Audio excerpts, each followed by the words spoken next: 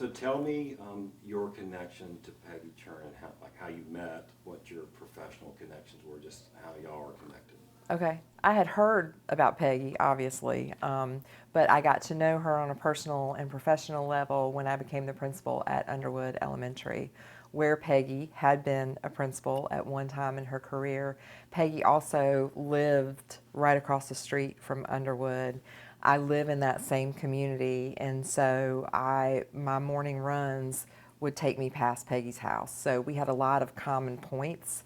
When I transitioned to that principalship at Underwood, anytime you're in a new organization, there's a learning curve there. And Peggy's history with Underwood Elementary and with magnet programs and her proximity to the school. Her husband Bill had attended Underwood when Myrtle Underwood was the principal. It was just one of those spiritual God moments where the light was shining on this person as like a lifeline to me in my new role. And Peggy's big time, right? Like she's the real deal. But here I was, this person reaching out to her, asking her for mentorship, and she didn't miss a beat. She was right there. It wasn't a one and done. It was an ongoing relationship that lasted for the rest of her life. And some of the advice she gave me and the way that she wrapped that advice in a level of understanding, kind of like a, compadre to compadre, like I know exactly what you're talking about. She had been there, she had done that. Being able to give that advice, it was such a game changer with my experience as a new principal.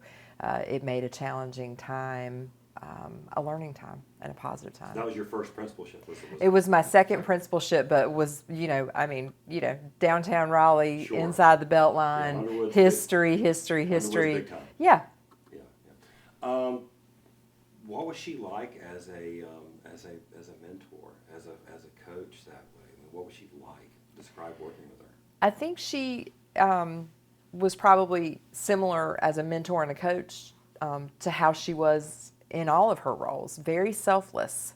Um, like I said, when I reached out to her, she didn't miss a beat despite having a very full life with a lot of different responsibilities, obligations, different areas in the community that she served. I mean, she did a lot. And to take something on like mentoring a new, someone in a new role like that, um, that's a big ask. And she never acted as if she didn't have time. She could be there right away.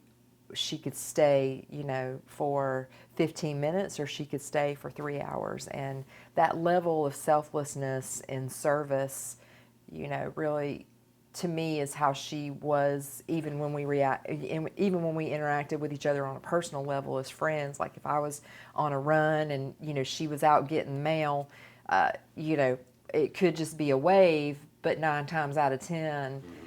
it morphed into a longer conversation, which I was always glad because I was pretty tired by that point in the run. Yeah, But I'm a runner too. I don't mind stopping once in a while. but I enjoyed, those moments. Again, it always kind of seemed to be just at the right time. And she never was impatient to get back to her day. It was, I'll stay here and I'll talk with you as long as you need to.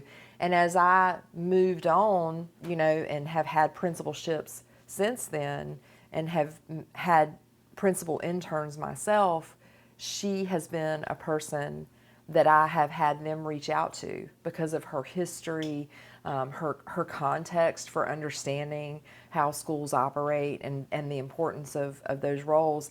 And, even as recently within the last few years, she does not say no and would take the time to mentor, a beginning administrator. So just completely selfless is Well, I mean, how. you're a principal leader now, as you described it. But where would you put Peggy sort of in your career path as far as how big of an influence was she on you? Oh, huge. Going all the way back to desegregation efforts, that kind of courage, um, And I would say, it's one thing to be brave and to be courageous as a leader, but you have to have something to back that up. And that was what really was the showstopper with Peggy, because there was a lot of knowledge inside of that little bright-eyed, she was just always, so big smile, big bright eyes, kind, gregarious, loving, outgoing.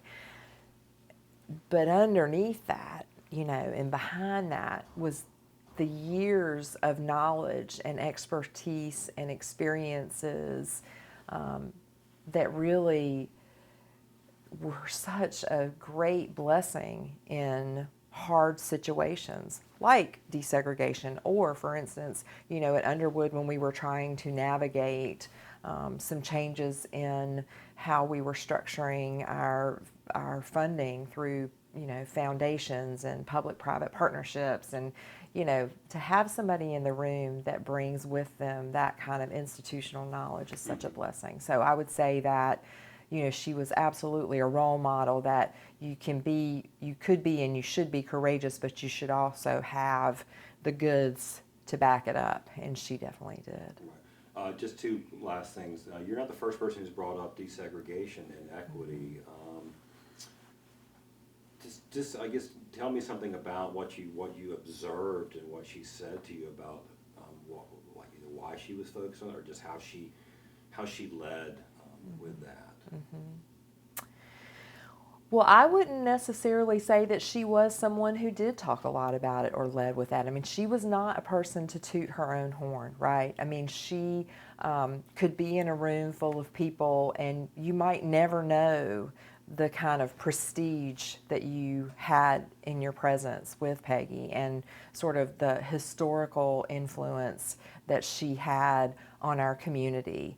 To me, the work that she did can be seen everywhere in Raleigh right now. I mean, everything that we are in terms of being a successful city can all link back to those courageous the moments. roots of the magnet program in Wake County was a direct reaction to make the traditionally black schools sought after schools in Raleigh, so that white folks would come back and go to the schools, and that's really where that came from. Yeah.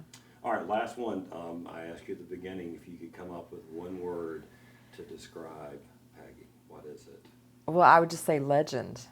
And it's really interesting you asked that question, because I was on a run with the principal at Broughton, Dr. Ashburn, and we were talking about this idea of a speaker series of legends, and one of our regrets is that we would not be able to have Peggy be a part of that, because she certainly is to all of us a legend.